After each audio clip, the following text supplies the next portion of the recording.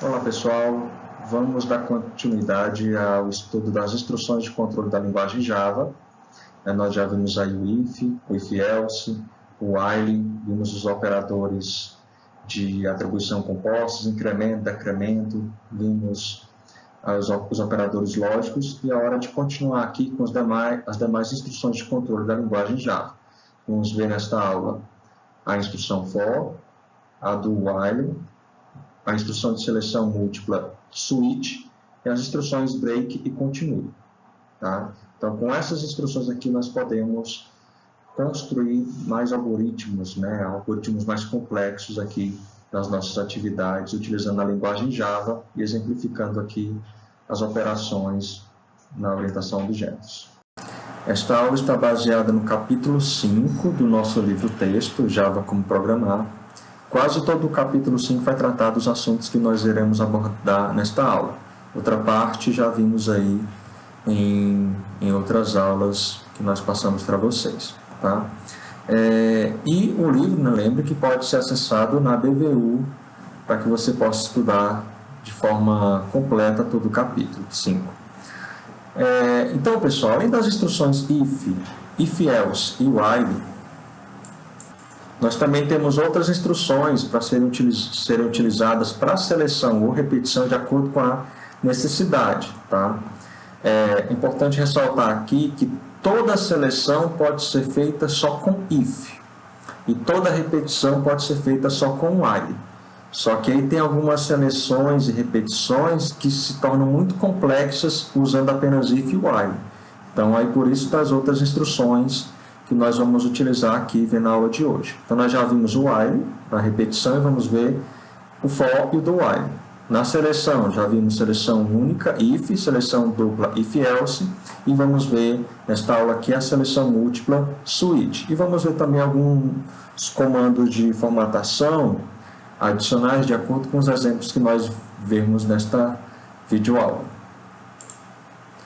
Então, vamos iniciar com a instrução de repetição for. Antes de tratarmos especificamente do for, vamos relembrar um pouquinho, né, sobre a repetição controlada por contador. Lembram disso que nós vimos lá no while? Né? Nós tínhamos lá uma variável que controlava a quantidade de vezes que um while iria ser executado, né? As interações, as quantidades de interações de um while. Então, nós temos a repetição controlada por contador. E tem alguns princípios, né, nessa repetição controlada por contador. Nós vamos sempre ter uma variável de controle, né, no caso aqui, a variável de controle, contador igual a 1. Nós vamos ter um contador do loop, que na verdade é um contador do loop, né, que é um número inteiro, certo? No caso aqui, int, contador igual a 1. E nós vamos ter o valor inicial da variável de controle, então nós temos a variável de controle que vai controlar o while, e nós temos a inicialização da variável de controle, ó, no caso aqui 1. E nós vamos ter um incremento, tá? Ou decremento, né, se for para diminuir, né, a quantidade do contador, mas no caso aqui é a variável de incremento, para modificação da variável de controle dentro do loop, para poder verificar se pode continuar ou não a interação, a próxima interação. E nós temos a condição de continuação do loop. Então, novamente, a variável de controle, que é o contador do loop, número inteiro.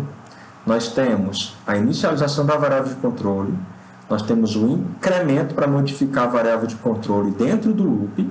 E nós temos a condição de continuação do loop, que utiliza a variável de controle. Tá?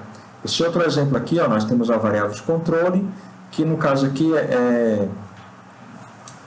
utilizando a multiplicação, mas o mais comum mesmo, né, a questão do contador é fazer um incremento ou decremento. Aqui é um outro exemplo apenas para mostrar um outro exemplo de while. Ok. Com a instrução de repetição for, essas 4 características da variável de controle são colocadas numa única declaração no cabeçalho da expressão. Tudo isso aqui que eu falei da variável de controle, ó, contador do loop, valor inicial da variável de controle, incremento e a condição, em vez de ser feita aqui em 3 locais diferentes, nós fazemos tudo no cabeçalho utilizando a instrução for. nós temos aqui a instrução for mais ou menos nesse formato aqui, ó. For, a palavra-chave for, abre e fecha parênteses, e 3 partes dentro dos parênteses do for separado por dois pontos e vírgulas. Na primeira parte, nós temos a inicialização da variável de controle. Tá? Nós podemos ter a declaração também aqui. A declaração da variável de controle pode ser fora, mas normalmente nós fazemos dentro mesmo aqui, dos parênteses. Então, a declaração e inicialização, ponto e vírgula, a condição de parada fica logo no meio aqui, ó, dos pontos e vírgulas, tá? A condição de parada da interação e, por último, o incremento, que é colocado aqui na terceira parte. Então, o bloco de instruções aqui dentro do for vai ser executado de acordo com essa condição de parada. O que vai acontecer? O valor é inicializado da variável de controle e é avaliada a condição de parada. Se obedecer à condição, a condição de parada, na verdade, se for falso, né? Se for true, então entra. Se for falso, já sai do for. Se for true, ele entra, executa, né, o que está dentro do for, e depois vai para o incremento. Tá, veja, inicialmente, inicialização, condições paradas. Depois, executa o bloco e incrementa. Quando ele faz o incremento, né, ele verifica novamente a condição, se é para continuar ou é para sair. Se a condição for true, ele continua. Se for falso, ele sai. E aí, se for true, ele continua e depois incrementa, condição, executa, incremento, condição, executa. Quando a condição for falsa, ele sai. Então, a inicialização é feita uma vez, ou na primeira vez. A variável de controle pode ser declarada nesse ponto. A condição de parada é verificada após a inicialização e após cada incremento. Então, toda vez essa condição é avaliada, ou na inicialização ou a cada incremento. O incremento é feito após a execução do bloco de repetição. É assim que funciona o for na linguagem Java. E aqui está a forma, né, em 2 exemplos de como se utiliza o for na linguagem Java. Veja que um exemplo aqui está sem chave e o outro está com chaves. Tá? Lembrando que quando eu tenho uma instrução de controle sem chaves, é porque ele tem apenas uma instrução. E quando eu tenho chaves, é porque eu posso ter uma ou mais instruções a serem executadas dentro daquela instrução de repetição, nesse caso aqui, tá? Eu tenho um corpo maior. Então, nesse primeiro caso, olha só, eu tenho for int i igual a 1, ponto e vírgula, que essa primeira expressão antes do ponto e vírgula é a variável de controle, o contador i, sendo inicializado com o valor 1. Do tipo int. Aí eu tenho i menor ou igual a 10, é a condição para entrar ou para parar a execução da nossa instrução for. Tá? Então, i é menor ou igual a 10, inicialmente é, né, porque o valor é 1. Então, é menor ou igual a 10, então ele vai executar aqui uma vez. E depois i mais mais. Então, vai executar aqui 10 vezes para imprimir o valor de i. Então, nós temos aqui, ó, o cabeçalho do for, ok? E nós temos aqui o corpo do for. Aqui embaixo é o mesmo exemplo, apenas colocando as chaves, porque eu posso ter aqui mais de uma instrução no nosso for. E quando terminar a execução do for, para onde é que vai? Para a próxima instrução após o corpo do for. No caso daqui de baixo, após as chaves. E no caso aqui de cima, após a única instrução aqui do for. A outra instrução vai ser uma instrução fora do for. Ok? Aqui um detalhamento a mais aqui da instrução for. Nós temos a palavra-chave, for. Nós temos a variável de controle, na primeira declaração, na primeira parte aqui, antes do ponto e vírgula. Nós temos o valor inicial da variável de controle, no caso aqui 1. Ponto e vírgula para indicar a separação aqui da condição, tá? Que é requerida esse ponto e vírgula. Nós temos a condição de continuação do loop, aí ponto e vírgula novamente, e depois nós temos o incremento da variável de controle. Tá? Se a variável de controle for declarada no cabeçalho, seu escopo é o bloco da instrução for. Tá? E é uma variável local ao bloco for. Tá bom? Ele não vai ser reconhecido fora desse for aqui. Ó. Essa variável foi declarada aqui, então ele só é reconhecida dentro do for. As três expressões do cabeçalho são opcionais. Tá? Eu posso inicializar, colocar essa instrução todinha aqui, int count igual a 1, antes do for e deixar essa expressão aqui inicial vazia. Eu posso deixar essa condição aqui vazia também, só que eu posso provocar um loop infinito, eu tenho que ter esse cuidado. E vai ter como sair do for sem essa condição? Existe uma forma, nós vamos ver isso mais na frente, utilizando a instrução break. Tá? E eu posso não ter o contador? Pode, mas aí você teria que colocar um contador, incrementar aqui dentro do for. Então, as três expressões são opcionais, mas é importante colocar as três para deixar mais organizado e você não esquecer de inicializar ou de verificar para sair do laço ou de incrementar a variável de controle. Ok? Aqui alguns casos, né, alguns exemplos aqui de uso do for, várias variações aqui que nós podemos utilizar, né? Algumas técnicas aqui. Por exemplo, varia a variável de controle de 1 a 100 em incrementos de 1. Então nós podemos ter int igual a 1, i menor ou igual a 100 e mais, e aí tem um corpo. Tá? Então, esse aqui é o mais comum, essa primeira forma. Varie a variável de controle de 100 a 1 em decrementos de 1. Então, nós podemos começar de 100 e de i até ele ser maior ou igual a 1 e i menos menos. Tá? A quantidade de iterações é igual a da a aqui, ok? A questão é que eu estou indo do maior para o menor. Varia a variável de controle de 7 a 77 em incrementos de 7. Então, nós temos aqui int i igual a 7, i menor ou igual a 77, e eu estou somando de 7 em 7, i mais igual a 7. Varia a variável de controle de 20 a 2 em decrementos de 2. Então, int i igual a 20, i maior ou igual a 2, vou decrementar, né, de 2 em 2, então i menos igual a 2. Varia a variável de controle em relação aos valores 2, 5, 8, 11, 14, 17 e 20. Qual a diferença entre eles aqui? É 3. Então, eu posso fazer int i igual a 2, i menor ou igual a 20, i mais igual a 3. E, por último, varia a variável de controle em relação aos valores 99, 88, 77 até o 0. Então, diferenças de 11 em 11. Então, nós podemos fazer int i igual a 99, i maior ou igual a 0, i menos igual a 11. Tá? Então, são formas aqui diferentes de usar a instrução for de acordo com a sua necessidade. Temos outras possibilidades aqui, né, como já foi informado. Nós vamos aqui, por exemplo, inicializar a variável de controle fora do for. Vamos deixar a primeira instrução aqui, ou expressão vazia, int igual a 0. Aqui está vazio, aí ele vai verificar a condição i menor do que 10 e vai entrar aqui para executar total mais igual a 1. Depois vai fazer o incremento de 2 em 2. Tá? E no final vai imprimir o valor 20. Certo? Vai somar, vai começar com 0, aí de 2 em 2, até chegar ao total de 20. Tá ok? 0 mais 2, mais 4, mais 6, né? mais 8, tá? E aí esses valores dão 20. O 10 não vai ser colocado, porque enquanto o i for menor do que 10. E o outro caso aqui, nós temos um outro exemplo, inicializei aqui o total novamente com 0, onde eu estou inicializando aqui uma variável de controle dentro da instrução mesmo, int j igual a 0.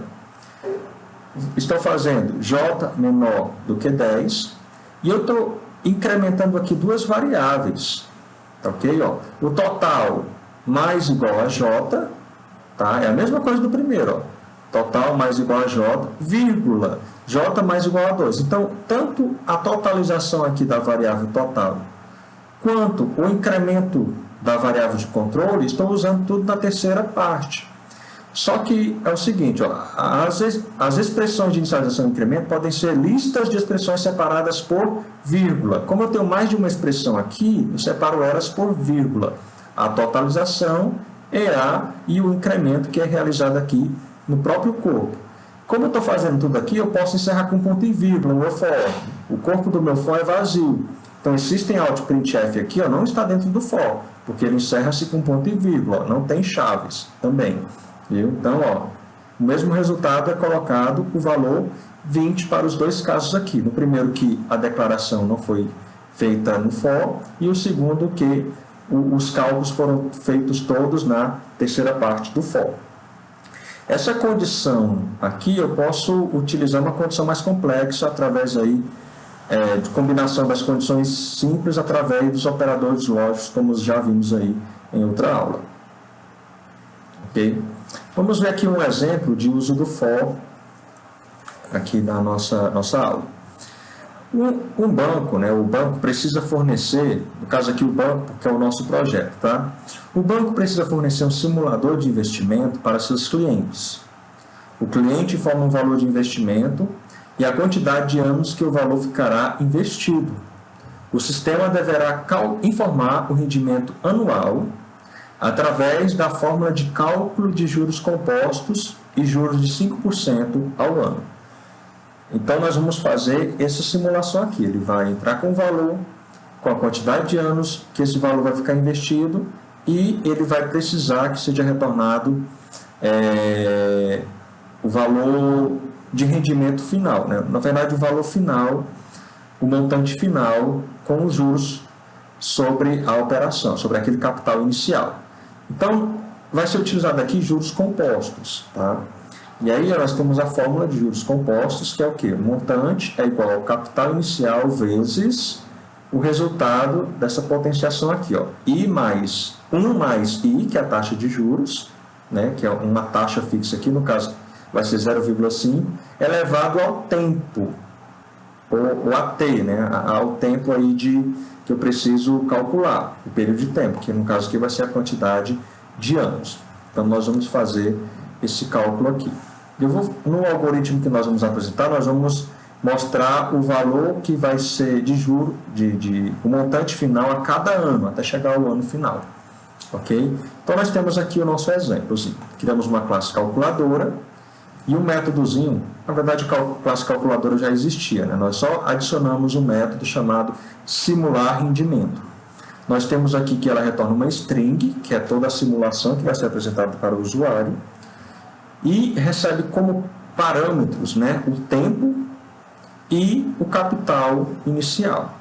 Então, nós temos aqui, ó, a variável montante, declarada dentro do método, temos a variável taxa, que é 0,05, nós temos aqui a base da nossa fórmula, né, que é a taxa, 1 mais I, nós colocamos aqui 1 mais taxa, é a base, e inicialmente, né, nós vamos colocar na multiplicação aqui do Czinho, né, essa base, ó, multipli é a base, é a parte da potência da fórmula, porque nós queremos apresentar aqui, ó, o valor de cada ano. No primeiro ano será 0,05, né, que é elevado a 1 é 1,05, né, 1,05 elevado a 1 é 1,05 e multiplica pelo capital inicial. Então, no primeiro ano é simplesmente os 5%.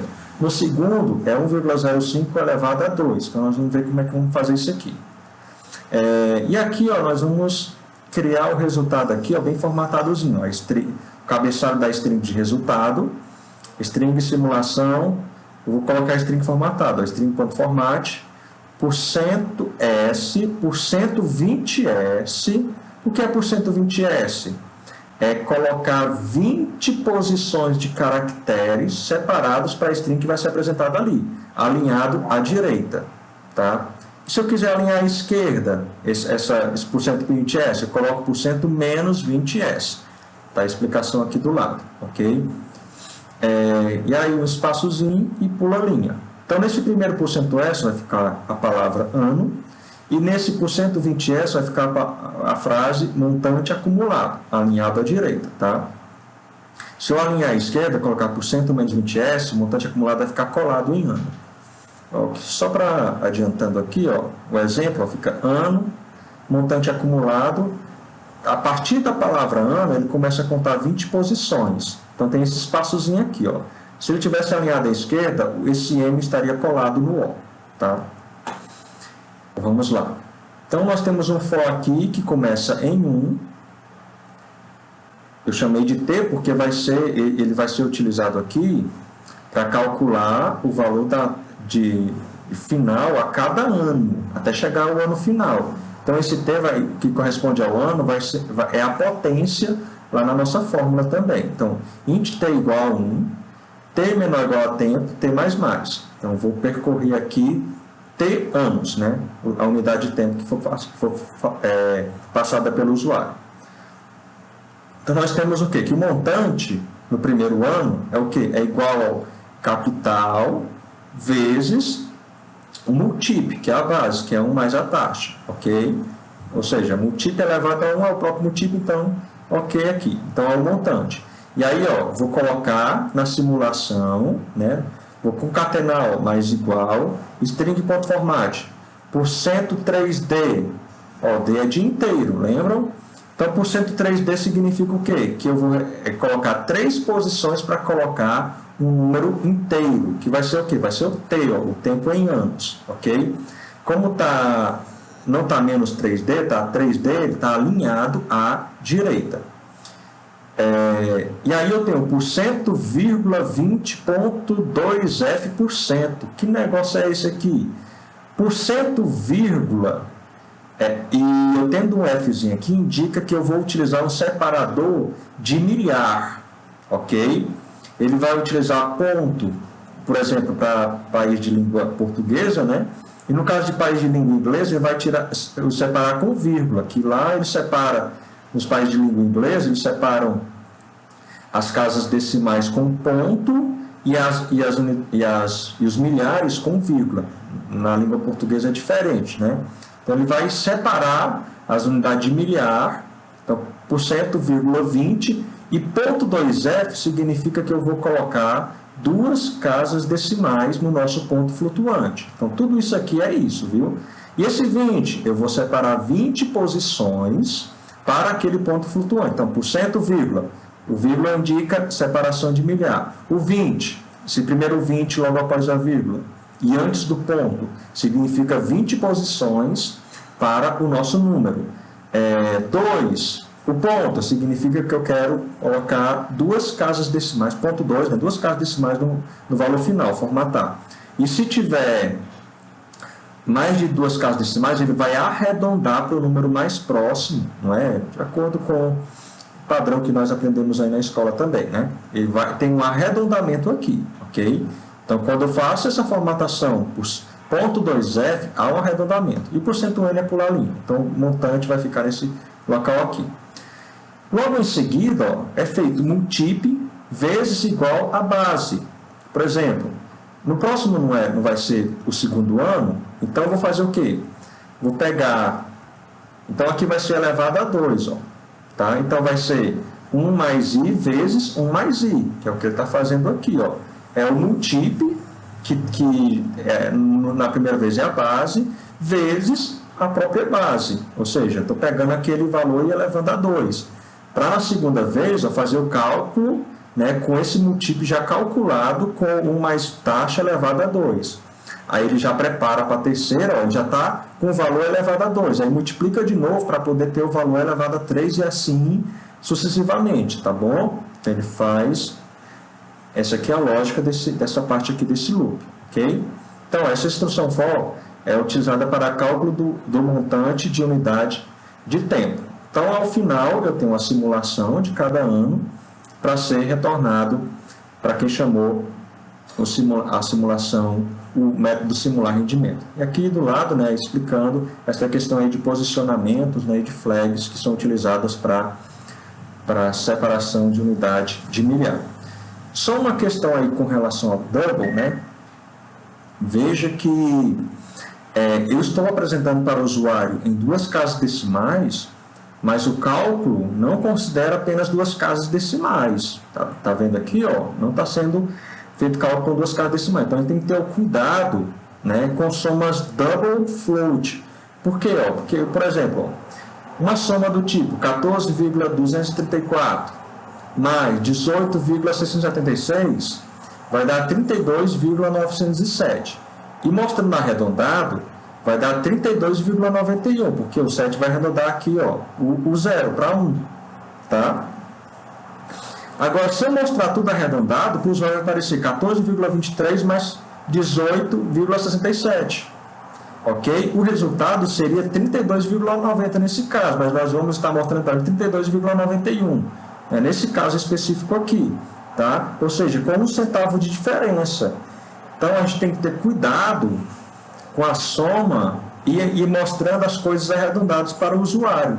Mas no caso específico de valores monetários ou de tudo aquilo que precisar de fixar uma quantidade de casas decimais, nós não podemos utilizar double ou float. Ele não é bom, ou na verdade a recomendação é não utilizar double ou float para valores monetários ou tudo aquilo que precisar de precisão nas casas decimais. Por causa desse exemplo aqui que eu estou mostrando aqui para vocês, e mais na frente nós vamos ver um outro tipo de dado que pode ser utilizado para valores monetários. Então aqui o nosso exemplo, né? Eu criei aqui o calculadora teste. E aí, ó, instanciei a classe calculadora, crio o objeto scanner e solicitei do usuário, forme o capital de investimento. E aqui é solicitado scan.nextDouble, bem aqui, ó, forma o capital de investimento, ó, print, ou seja, não pulou linha, né? Então está informando aqui na frente. Formou 1.000, deu Enter. Quando ele deu Enter, vai para o próximo código aqui, ó, o valor é atribuído à capital, a variável capital, e aí é impresso na tela certa informação. Informe o tempo em anos. Aí, ó, next int, parou o cursor para o usuário digitar. Ele digitou 10, deu Enter. Quando deu Enter, o valor de next int, né, ele processa e retorna para, no caso aqui, variável anos do tipo int. E aí, string simulação vai receber o quê? Vai receber o resultado da chamada ao método simular rendimento. Então, eu estou chamando o método simular rendimento, passando a quantidade de anos, passando o capital, ele vai fazer o cálculo internamente e o resultado vai retornar para a variável simulação. E aí ele imprime na tela a string simulação, que é essa string aqui, ó. Tá? Como eu coloquei 1.010 anos, ó, olha só, em 3 posições, ó, os números inteiros, tá vendo aqui, ó? Então, do ano 1, 2, 3, 4, aí, ó, montante acumulado em cada ano. No primeiro ano, 1.050, no segundo, 1.102,50, até os 10 anos, que são 1.628,89 centavos. Ok? Veja a separação de milhar e a separação de casas decimais. Ok? Porque nós falamos aqui, ó, por 100,20. Ou seja, separem os milhares e coloque o número em 20 posições alinhada à direita, ok? Então, ele vai, a partir do 1 aqui, ele vai contar 20 posições e colocar o número alinhado à direita, ok? Bem formatadozinho aqui nosso código. Pronto, pessoal, agora nós vamos ver a instrução de repetição do while. Ela tem uma semelhança, né, com a instrução while, mas enquanto a instrução while a condição é testada no início do loop, na instrução do while a condição é testada no final do corpo do loop. Ou seja, na instrução while, se na primeira vez a condição for falsa, o corpo do while nunca será executado. Já na do while, a diferença, né, básica aqui para a instrução while é que o corpo sempre é executado pelo menos uma vez. Tá? Então, o resto é tudo semelhante, o while do while, mas no caso do while, sempre a primeira vez, a primeira condição, na primeira execução, o código é todo executado, porque a condição é verificada apenas ao final do loop. Olha só a diferença aqui, ó. Nós temos aqui int contador igual a 1, while, enquanto o contador for menor ou igual a 10, faço o que está dentro do while. Olha só aqui o do while, veja aqui, ó, é do, ou seja, faça do inglês, né? Aí tem o corpo da instrução de repetição e no final eu tenho a verificação. Faça enquanto o contador for menor ou igual a 10. Então, ó, eu tenho o corpo, ó, o mesmo corpo do while, eu estou aqui no do while. System out printf, contador, incrementando o contador. E depois é feita a verificação, ó, while, contador menor ou igual a 10. E termina com ponto e vírgula. Então, a instrução do while é do, abre chaves, corpo da repetição, fecha chaves, while, abre e fecha parênteses, condição e ao final um ponto e vírgula, tá? Então, essa é a grande diferença das duas instruções. Eu posso colocar o do while sem essas chaves aqui, mas aí nesse caso a instrução terá o corpo será de apenas uma instrução, quando tem um do sem chaves, tá? Então aqui, ó, system.out.printf, contador, e aqui, ó, nesse caso aqui, ó, para poder incrementar, eu estou colocando mais contador menor ou igual a 10, né? Incremento e faço o resultado do incremento menor ou igual a 10, né? É a mesma instrução aqui de cima, só que colocando o incremento no própria verificação da condição while. Então, ó, basicamente o que eu tenho? Palavra-chave do, abre chaves, fecha chaves, se puder ter mais de uma instrução dentro de repetição. Palavra-chave while, abre e fecha parênteses, e a condição para continuar ou para parar a execução do laço. Tá? E aí o ponto e vírgula no final. Então, repita essa condição que já foi executada se a condição for true, ok? Um pseudocódigo aqui, ó, para verificar a potência maior do que 100. Então, ó, vou inicializar a variável potência com valor 3. Multiplica a potência por 3 e atribui a ela mesma, né? E aí repita essa instrução que já foi executada uma vez, enquanto a potência de 3 for menor do que 100. E ao final, né, quando chegar ao valor maior do que 100, imprimir o valor da potência. Tá? Aqui um exemplo do while no diagrama de atividade do OML. Né, eu tenho o estado inicial, inicializar a potência com 3, e aí ó, o símbolo de agregação aqui, ó, executa triplicar o valor de potência, aí depois que faz a verificação, potência é menor do que 100, se for, continue a execução enquanto ela for menor do que 100. Quando for maior ou igual, aí sai imprimir valor de potência. Ok, então isso aqui basicamente é a instrução do while, tá? Quando é que você vai utilizar? Quando você quiser que um código seja executado pelo menos uma vez e, dependendo da condição, esse código seja repetido. E quando é que eu uso o while? Quando eu quero que o corpo seja executado sempre que a condição for verdadeira. Tá? Sempre que for verdadeiro. Então, essa é a grande diferença entre o while e o do while. Agora, vamos analisar aqui a instrução de seleção múltipla switch. Tá? Então, ela é bem diferente das outras instruções de seleção. Então, muita atenção para este caso aqui. A instrução switch, ela realiza diferentes ações com base em valores possíveis em uma expressão integral constante. Tá? A expressão de entrada do switch não é um valor booleano, ela não verifica uma condição. Ela vai verificar um valor integral, né? O conteúdo de uma determinada variável ou de uma determinada literal. E vai fazer comparações com algumas constantes ou valores literais. Tá? Essa expressão de entrada, ou expressão integral que é chamada aqui, do switch pode ser algo do tipo byte, short, int ou char. A partir do Java 7, né, pode ser também valores do tipo string, ou valores do tipo enumeração. Né? Enumeração foi um novo conceito que entrou no Java a partir da versão de número 5. E enumeração a gente vai ver posteriormente em outra aula. A instrução switch consiste em um bloco com uma sequência de rótulos case e um caso default opcional. Tá? Nós vamos ver rótulos case para comparar a variável de entrada a uma determinada quantidade de valores fixos, e caso os casos fixos não correspondam, eu posso ter um valor default para os casos excepcionais. Né? Os rótulos case verificam o valor da expressão de entrada do switch, tá? E em cada case eu posso ter uma instrução break para concluir o switch. Então é bem diferentezinha das outras instruções que nós já vimos, tá? Olha só a forma geral, né? Aqui o esqueleto, né, de uma instrução switch.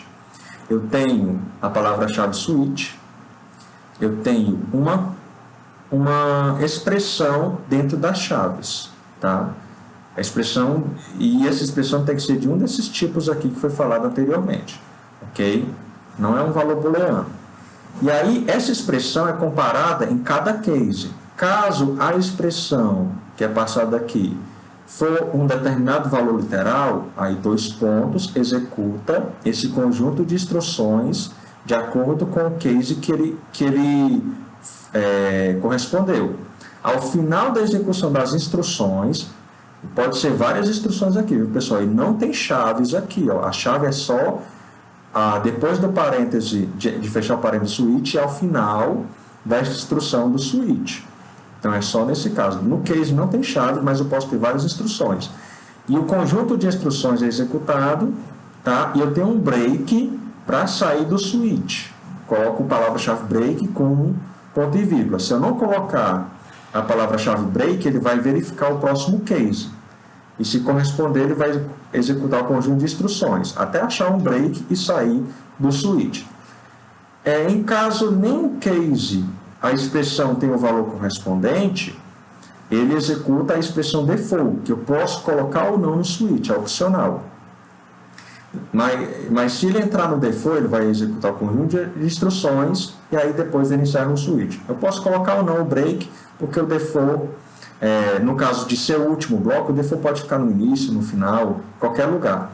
Mas quando chega ao final, né, se a instrução for final, esse break é opcional, porque de qualquer forma vai sair do switch, mas eu posso colocar o break também no default. Então vamos avaliar aqui um caso aqui, ó. Vamos criar aqui um novo método na classe turma para avaliação da turma com base na média. Então vamos dar uma nota para a turma de A a F, ok? A para 9 a 10, B para 8 a 8,9, C para 7 a 7,9, D para 6 a 6,9 e para os demais casos, menor do que 6, vou colocar F, não vai ter a nota E aqui, viu? Então vamos lá.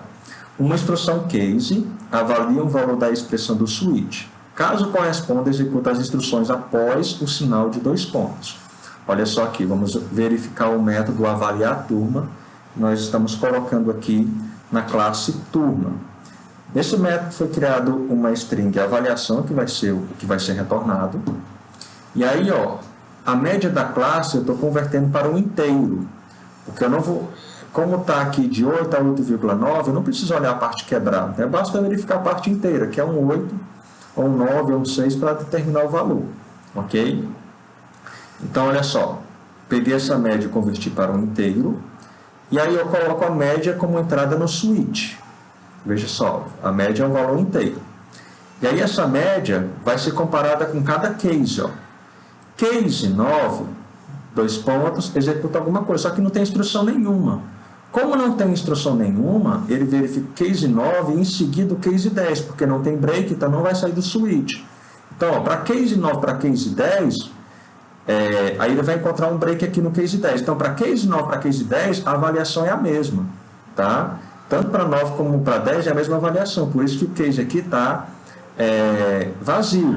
Não tem como eu colocar um intervalo aqui no case. Por isso que eu coloco 9 e 10. Então, case sem nada, em seguida de um case 10, 2 pontos, e aí sim a instrução. A avaliação igual a A e break. Então, tenho duas instruções aqui. Uma para atribuir o valor à avaliação e outra para sair do switch. Beleza. Então, nesse caso sai. Mas caso não seja 9, caso não seja 10, ele verifica o case 8. Se for, executa o que está depois dos 2 pontos. Se não, ele vai para o case 7, vai para o case 6. Se não for nenhum desses casos aqui, ele vai para a instrução default e coloca a avaliação igual a F e dá o break. Nesse caso aqui, ó, lembrando que ele é opcional, porque de qualquer forma vai sair do switch, tá? Porque é a última instrução do switch. Veja, um case não precisa ter instruções, como no caso aqui do case 9. Tá? Aí, se ele não tem instrução alguma, ele já automaticamente vai verificar também a próxima instrução. As instruções do case não ficam entre chaves. Ao encontrar um break, segue-se para a próxima instrução após o switch. Break, ó, sai do switch e vai para a próxima instrução, que no caso aqui é return a avaliação. Se um case não possui break, o próximo case também será avaliado. Se eu não colocar, ou se eu esquecer de colocar os breaks aqui no case 10, case 8, case, etc., né, ele vai verificar cada case aqui. Ó, e pode haver uma perca de tempo né, na execução das instruções, tá? Porque você não está saindo do switch imediatamente. Ele pode entrar no case 10 e todos os outros casos não serão avaliados, né? Então ele vai dar break, ok? O caso default é opcional. Usa-se quando os casos não tratados, usa-se para os casos não tratados nos rótulos case, então para os casos excepcionais que não correspondem aos demais cases, ok? Então, ó, fazendo uma comparação aqui desse código com o if-else, veja que o default é como se fosse o else. Olha só, eu criei um meta aqui, avaliar a turma 2, para poder fazer a comparação. Então, nós temos aqui do lado esquerdo o switch case e do lado direito o if-else. Então, olha só, veja que aqui eu faço o primeiro if med igual a 9 ou med igual a 10, a avaliação é igual a A.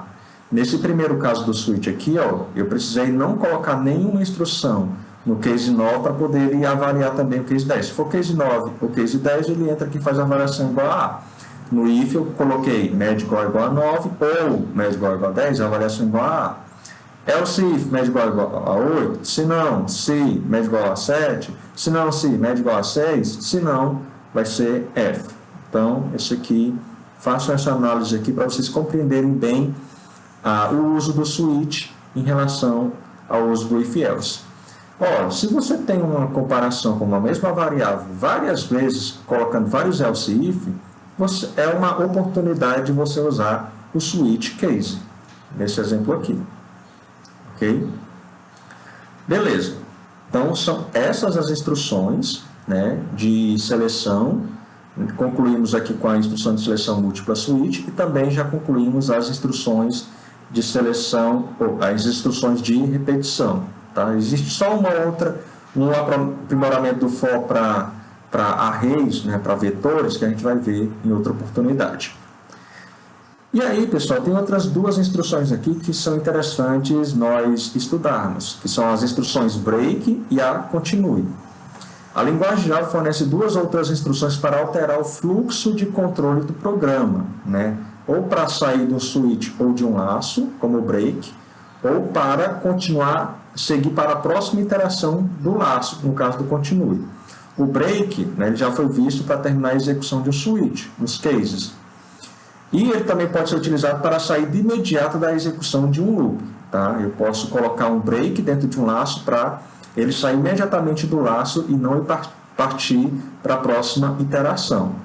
Ou continue, que eu posso utilizar em casos de que eu verifico a necessidade de não continuar a execução das instruções do loop e partir logo para a próxima iteração daquele laço. Vamos ver aqui alguns exemplos. Vamos ver aqui um código com break. Né? Eu criei aqui um método main. Né? Aí ele pede a idade, né, do usuário. E aqui é feito um cálculo de total. Aí ele pede, nesse caso aqui, ó, de acordo com a idade, ele vai pedindo quantidade de itens. Né? Dependendo da idade, o usuário pode ou não informar mais de 100 itens. Tá?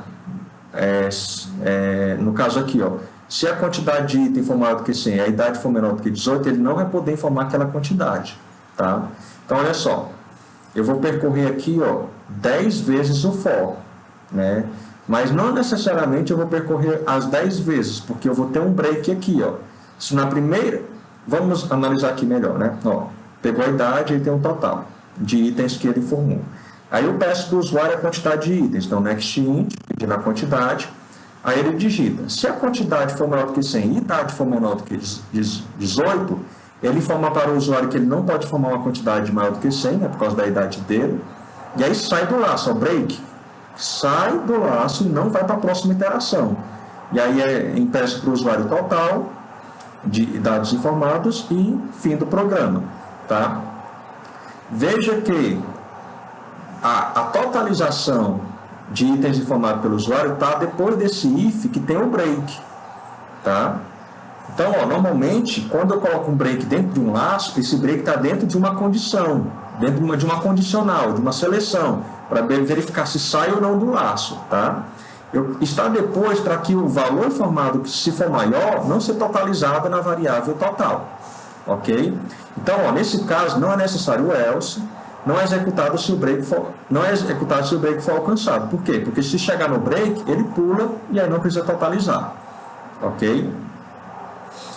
Eu posso pegar esse código que tem o break e transformá-lo num código sem break, colocando um if else e colocando uma variável de controle, uma sentinela, né? uma variável, uma flagzinha de controle, né?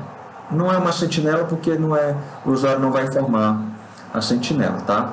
Então, ela é criada a variável para determinar a saída do laço. Muitos programadores, né, engenheiros de software, consideram esse segundo caso aqui mais recomendável do que usar o comando break, né, porque diz que é mais problemático, é menos intuitivo, né, menos legível. Então, muitos preferem a segunda parte aqui, ó, cria uma variável booleana chamada quantidade válida, igual a true, e no laço, ó, se int igual a 0, e aí a condição de continuidade da iteração é i menor do que 10 e a quantidade for válida, tá bom? Como é um booleano, no início é true, ele vai entrar na primeira vez, então não precisa comparar igual a true, porque ele já ele vai ser true ou vai ser falso já. Então, se i menor do que 10 e a quantidade for válida, então ele executa esse código aqui, ó. Então ele pede a quantidade de itens, verifica a quantidade de itens e a idade, e se foi informada uma quantidade maior do que 100 para uma idade menor do que 18, então ele altera a quantidade de válida para false, passa a mensagem para o usuário, tá? E aqui, ó, tem um else. Como ele não sai do laço imediatamente, né, esse total aqui, ó, não pode ser, essa quantidade não pode ser adicionada ao total, ok? Se ele entrar no if, então eu coloco ele no else, tá? E aí, ó, ele incrementa o i, no caso anterior não incrementava o i mais, aqui ele vai incrementar o i e vai verificar de novo. I menor do que 10?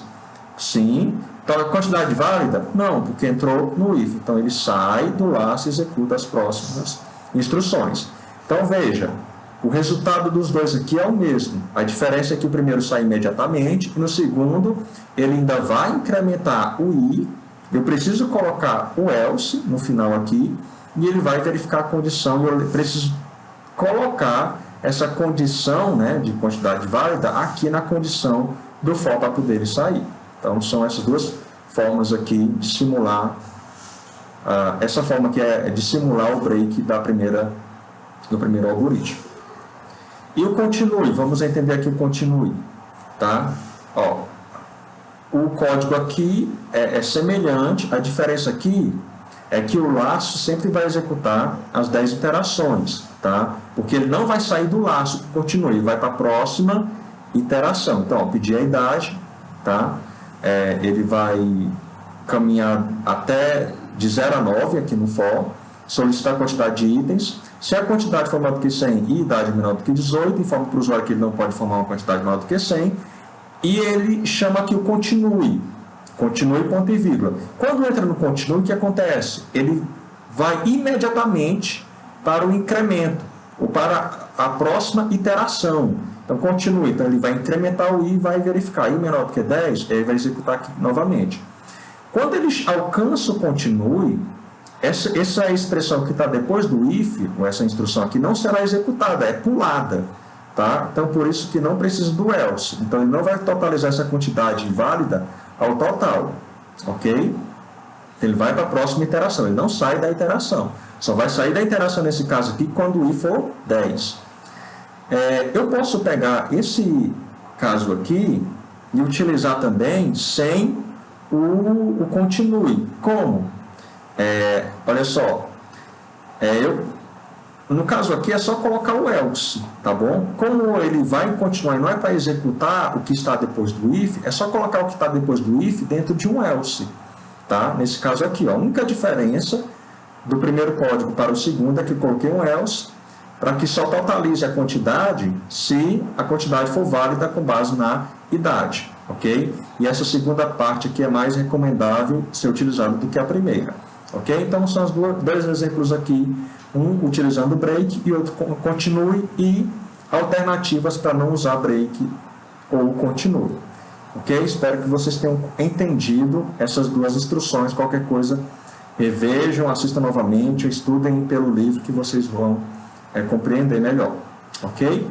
Bem, pessoal, chegamos aqui ao final da nossa aula, né? Estudamos as instruções de repetição for e do while, analisamos a instrução de seleção múltipla switch, apresentamos as instruções break e continue, tá? E mostramos vários exemplos para a compreensão aí dessas instruções. E ressaltamos que é possível alinhar as instruções de controle de acordo com a necessidade, tá? Então vemos tudo isso. E destaque que a programação estruturada possui apenas 3 formas de instrução, de controle, né? Dando simplicidade aí à programação, que é a sequência, a seleção e a repetição. Então, o Java está dentro da programação estruturada e é uma linguagem orientada a objetos. Ok, pessoal? Espero que tenham compreendido. Façam as atividades de fixação, tá? Façam a atividade aí também de frequência da aula, tá bom? Para que vocês possam aí ter devido desempenho na nossa disciplina, tá bom? Um grande abraço, até a próxima.